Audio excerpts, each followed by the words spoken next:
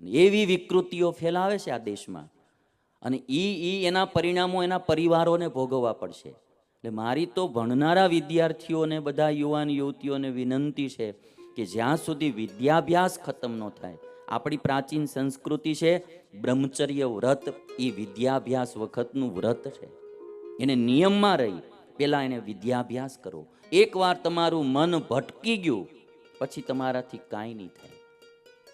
અમે બેંગ્લોર ભણતા, અમારે એક ગુજરાતી, અમે એસટીડીમાં ફોન કરવા જતા, ત્યારે મોબાઈલ સિસ્ટમ હતી નહીં હજી. હવે અમે ફોન કરતા તેમાં ગુજરાતીમાં વાત કરતા હતા, એટલે એમાં એક ગુજરાતી છોકરો ત્યાં આવી ગયેલો, જુવાની, ગુજરાતીમાં બોલતા હતા. એટલે પછી એ આવ્યો કે હું ગુજરાતનો છું. એટલે પછી મને કે મારે મળવું છે એક દિવસ. પછી અમારે આશ્રમે આવ્યો. પછી મને કહેતો હતો, મને મારા બાપાએ ક્યાંય ભણવા મોકલ્યો છે, પણ હું અહીંયા પીવાની લતે ચડી ગયો છું. મોળા મિત્રો અને બધી બહુ બુરી આદતો મારામાં આવી ગઈ છે. ઘણીવાર મને પશ્ચાતાપ થાય કે મારા બાપા અહીંયાથી પૈસા બિચારા મહેનત કરી કરીને મોકલે, અને હું અહીંયા બધું જ વેડફી રહ્યો છું. એને મોટી આશા છે કે આ છોકરો ભણી અને વેલ સેટ થાય, પણ મને કે એનું બહુ દુઃખ થાય, શું કરું? મેં કીધું તું આ લત છોડ, તો કે છૂટતી નથી. અમુક લતો પડી જાય ને ભાઈ, પછી છૂટતી નથી. અને એટલા માટે બાળકોને આ બધું ધ્યાન રાખવું રહ્યું. જો વિષયોમાં ઊંડા પડી ગયા, અને સરવાળે પાછું ફાયદો કાંઈ ન થવાનો. હા, વિષય ભોગવીને કંઈ ફાયદો થઈ જવાનો હોય તો આપણે સમજ્યા, ફાયદો કાંઈ નહીં થવાનો. સરવાળેનું ભણતર બગડશે, જીવન બગડશે, અને મા બાપને બધા કુરાજી થશે. એટલે વિષય ત્યાગ અને સંગ ત્યાગ એ બહુ જરૂરી છે. જો એમાં માણસે સંયમ ન રાખ્યો. અર્જુનની મહાભારતમાં કથા આવે છે કે અર્જુન ભણવા માટે, વિદ્યાભ્યાસ કરવા માટે ગયા. કારણ કે કૌરવો સાથે યુદ્ધ કરવાની ખબર હતી, અને હવે યુદ્ધ તો થશે જ, અને ત્યારે શસ્ત્ર વિદ્યા પ્રાપ્ત કરવી બહુ જરૂરી હતી. અને સ્વર્ગમાં ગયેલા, અને સ્વર્ગમાં શસ્ત્ર વિદ્યા શીખીને અર્જુન આવ્યા. પછી યુધિષ્ઠિરને એણે વાત કરી કે ભાઈ, સ્વર્ગમાં ભોગ વિલાસની કોઈ પાર નથી. કે ભાત ભાતની અપ્સરાઓ ને નૃત્યો ને ગાન ને સંગીત ને આ ને તેની, કે ભાઈ પણ મેં મારી વૃત્તિ ક્યાંય જવા ન દઈ અને સંપૂર્ણ શસ્ત્ર વિદ્યાનો અભ્યાસ કર્યો છે. અર્જુને આ વાત કીધેલી. સંયમ રાખ્યો. મેં એનો તિરસ્કાર બી નથી કર્યો, પણ મેં સંયમ રાખ્યો. અને મેં શ્રાપ મળ્યો એક અપ્સરાનો, એને જો ને, પણ એ કે નહીં એટલે નહીં. હા, શ્રાપ મળ્યો, શ્રાપ લઈ લીધો, પણ એને એમાં વૃત્તિ ન જ આવવા દીધી. આ સંયમી પુરુષ. આ આપણી જે મહાભારત, રામાયણ કે પછી ગીતા કે કોઈ કથાઓ હોય, એમાં બહુ સારા પ્રેરણાદાયી પ્રસંગો છે, જીવનના સુખી થવાના પ્રસંગો.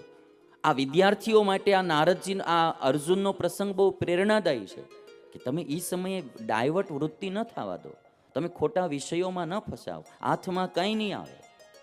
જીવન ખોયું મેં તો ભોગને ખાતર, હાથ ન આવ્યો કાંઈ, ખૂબ લૂંટાણો ખૂબ ફસાણો, હવે બચાવો મહારાજ. જીવન ખોયું મેં તો ભોગને ખાતર, હાથ ન આવ્યો કાંઈ. એટલે વૃત્તિ ડાયવર્ટ થઈ જાય તો પછી એને ભક્તિ ક્યારેય ન જાગે. વિદ્યા પ્રાપ્ત કરવી હોય, ભક્તિ પ્રાપ્ત કરવી હોય, એને વિષય ત્યાગ, સંગ ત્યાગ એ કરવો પડે. બીજો ઉપાય બતાવ્યો છે નારદજીએ, અવ્યાવૃત ભજનાત. ભક્તિ કેમ પ્રગટે? તો રોજનો અભ્યાસ કર્યા કરો, એમાંથી ભક્તિ જાગે. રોજ મંદિરે દર્શને જવાનો નિયમ રાખો. ભલે પછી અટાણે જેમ પ્રેમ નથી પ્રગટતો, પણ જાઓ છો, ક્યારેક તમને પ્રેમ પ્રગટશે, ક્યારેક ભગવાનમાં ભાવ જાગશે. ક્યારેક કીર્તન ભક્તિમાં તમે જતા રહ્યો છો તો કોક દીક તમને ભગવાનમાં પાછો પ્રેમ પ્રગટશે. અભ્યાસ કરતા રહેશો તો ક્યારેક આપણામાં ઓરિજિનલ ભક્તિ પણ આવશે. એટલે કે છે અવ્યાવૃત ભજનાત. રોજનો અભ્યાસ મળે થવા કરવાનો, એટલે ધીરે ધીરે એમાં ભક્તિ જાગવા માંડે. અને ત્રીજી વાત બતાવી, નવધા ભક્તિ. નવધા ભક્તિમાં કહે છે કે લોકેપી ભગવત ગુણ શ્રવણ કીર્તનાત. તમે કીર્તન ભક્તિમાં જાઓ, કીર્તન સાંભળો, ક્યારેક પ્રેમ જાગે. કોઈ કથા સાંભળો, તમને પ્રેમ જાગે. અને એનું તમને એક પત્ર હતો ઓલામાં, મારામાં આઈપેડના બોક્સમાં, એક ઉદાહરણ તમને હું આપું. જો અમારા અહીંયા પ્રતાપભાઈ દેપલાના બેઠા છે, આ પેલી ખુરશી ઉપર. કાલે જ મને એ વાત કરતા હતા કે આ લોકડાઉનમાં હું તમારી કથા સાંભળતો હતો અને કથામાંથી મને એવો ભાવ જાગ્યો અને એમાં કે એક તમારી વાત મને એવી ટચ કરી ગઈ કે મેં નિયમ લીધો કે હું રોજ મોટા વરાછા સ્વામિનારાયણ મંદિરે દર્શને જઈશ.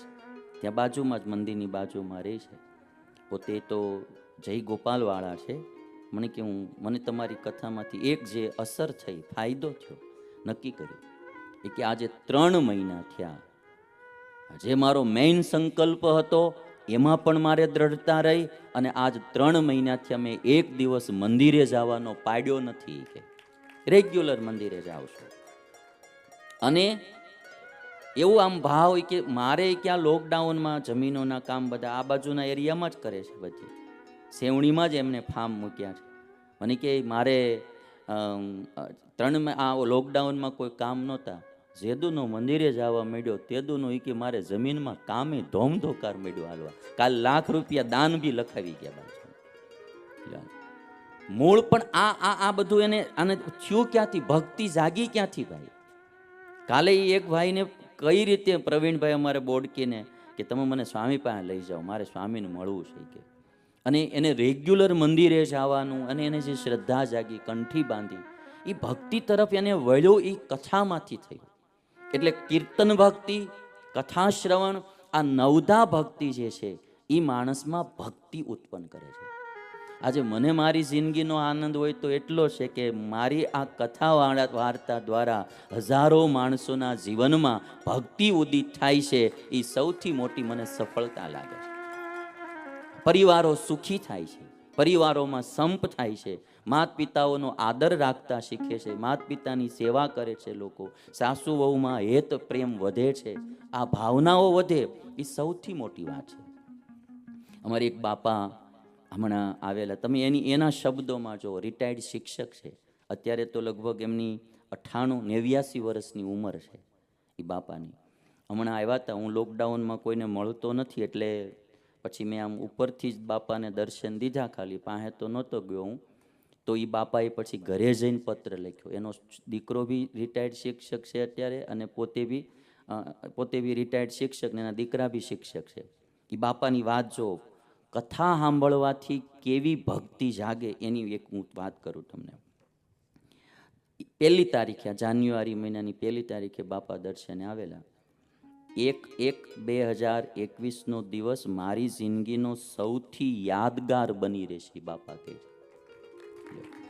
મારી જિંદગીનો સૌથી યાદગાર બની રહેશે કે આજે શું કરવા બની રહેશે તો કહે છે કે આપના દર્શન થયા હું ધન્ય થઈ ગયો. બાપા કહે છે કથા ચેનલમાં આપના કથા પ્રવચનો હું નિયમિત સાંભળું છું.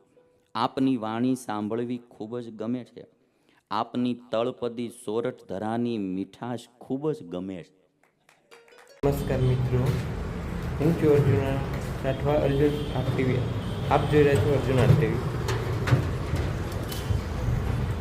જો અમારી ચેનલની અંદર ભજન, સત્સંગ તેમજ મનોરંજન તમામ વિડીયો જોવા અમારી ચેનલ સબસ્ક્રાઈબ જરૂર કરજો મિત્રો.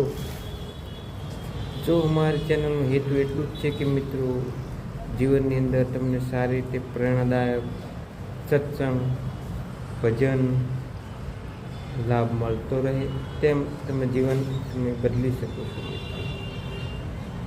જીવનમાં એટલું જ નહીં કે મિત્રો જીવન બદલવું હોય તો મિત્રો આપણે ભજનનું, સત્સંગનું લાભ લેવું પડે મિત્રો. એટલે કે મિત્રો ભજન સત્સંગનો લાભ લેવા માટે અમારી ચેનલને સબસ્ક્રાઈબ જરૂર કરજો. અમારી ચેનલનું નામ છે અર્જુન આરટી 2003. મિત્રો સપોર્ટ પણ કરજો, કારણ કે આવી ચેનલની અંદર તમને જીવન બદલી શકશો. જીવનમાં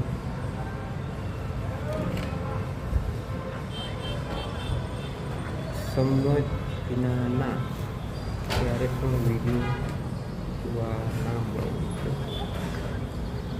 મિત્રો.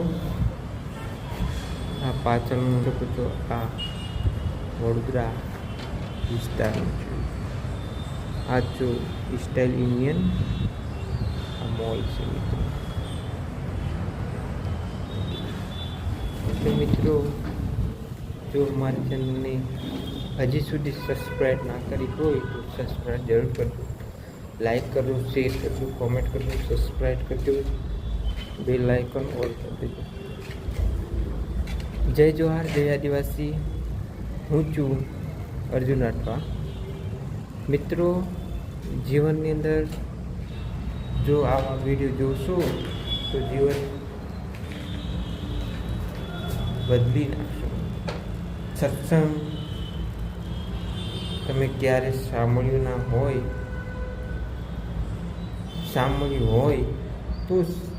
તો પણ મિત્રો સ્વામિનારાયણ ભગવાનના સત્સંગ સાંભળશો તો તમારી હોશ ઉડી જશે મિત્રો. કારણ કે આ વિડીયોની અંદર એટલું જ છે કે જીવન જીવવાની રીત, જીવન શીખવાની રીત,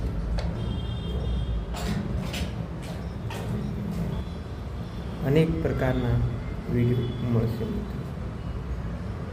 કે જીવનની અંદર સમજણ ના હોય કે હોય કે અનેક જાતના વિડીયો મિત્રો વિડીયોની અંદર મારી ચેનલની અંદર જો નવા વિડીયો નથી જો એમને તો કારણ કે આ વિડીયો વારંવાર મળતા રહેશે મિત્રો. તો ચેનલની અંદર સ્વાગત છે મિત્રો. જરૂર સબસ્ક્રાઈબ કરજો મારી ચેનલની અંદર. કેમ કે આ સત્સંગનું હેતુ એટલું જ છે કે સ્વામિનારાયણ ભગવાન તમે સત્સંગો જોવા મળતા રહેશે મિત્રો. ક્યારે તમે ના જોવો મિત્રો. એટલે કે મિત્રો સ્વામિનારાયણ ભગવાનના સત્સંગના વિડીયો જોવા માટે મારી ચેનલની સબસ્ક્રાઈબ જરૂર કરજો મિત્રો. સ્વામિનારાયણ ભગવાનના અદ્ભુત વર્ણન વાસ્તવિક સત્સંગ હોઈ શકે છે મિત્રો. આવા સત્સંગ તમને બીજી કોઈ ચેનલની અંદર તમને મળશે મિત્રો. કેમ ના મળે મિત્રો? ચેનલની અંદર આ ચેનલની અંદર જો મળી શકે એવા જ જો વિડીયો તમને ક્યાં મળશે નહીં મિત્રો. એટલે ખાસ કરીને એટલું જણાવવાનું કે મારી ચેનલની સબસ્ક્રાઈબ જરૂર કરજો. જો મિત્રો ભગવાન લગતા જો સત્સંગ લગતું ભવિષ્યવાણી કે અગત્યવાણી કે જીવન બદલવાની રીત જો સમજી લેશો ને તો મિત્રો જિંદગી તમારી ક્યાં અનમૂલ્ય થશે. જીવન મનુષ્ય અવતાર એક જ વખત મળ્યું છે મિત્રો. કારણ કે આ વારે વારે ક્યારે મળવાનું નથી ને મળે પણ નહીં. કેમ કે ના મળે કે મિત્રો આ ક્યારે પણ આપણને મનુષ્ય અવતાર મળ્યો કે ના મળ્યો કોણ જાણે. રામ જાણે કોણ ચાકે. એ રીતને આપણે રામ શ્રી રામ જય રામ એટલું બોલશો ને તો બહુ થઈ ગયું. મારી કુખાર મેળવી બારીજા ધામની અંદર જો એકવાર તમે દર્શન કરજો ને તો તમારો બેડો ખૂબ વાર ઉતરી જશે મિત્રો. કે મિત્રો કુખાર મેળવી એ રામમાળી રામ કુખાર મેળવી બારીજા ધામની આ બહુ વાસ્તવિક ધારણા છે. લાખો પબ્લિક થાય છે દર રવિવારે. અત્યારે વરસાદના વાતાવરણને લીધે ગાડી બંધ છે છતાં પણ મંદિરમાં જે માનતા રાખવામાં આવે તે માનતા પૂરી કરવામાં આવે છે. માનતા માટે જ દરવાજા ખુલ્લા છે ત્યારે. કારણ કે વરસાદનું વાતાવરણ છે એટલે ગાડી અત્યારે બંધ છે મિત્રો. એટલું જ કે મારી વાણીને હું વિરામ આપું છું. એટલે કે ક્યારે બારીજા ધામ ના જાય તો જજો મિત્રો. ખાસ કરીને જોઈ આવજો. કેમ કે બારીજા ધામની અંદર અલગ જ હોય છે મિત્રો. તમે જોશો ને તો તમારો હોશ ઉડી જશે. બારેજા ધામ જશો તો તમારું જીવનની અંદર એટલે જીવન જ બદલાઈ જશે મિત્રો. કંઈ બીજું થાય એવું નહીં, પણ જીવન બદલાઈ જશે. જીવન કેવું બદલાશે કે જીવન જીવવાની રીત તમે સમજી જશો. જો પ્રવચન સાંભળશો ને તો જ પણ રીત સમજી જશે મિત્રો. એટલે જય જોહાર, જય આદિવાસી. અર્જુન ટીવીની અંદર તમારું સ્વાગત છે. જે મિત્રો જોયું છે એમાં નમસ્કાર, જય જોહાર, જય આદિવાસી. રામ માળી રામ પુખાડ બારેજા ધામ. જય બજરંગબલી, રામ માળી, જય જોહાર.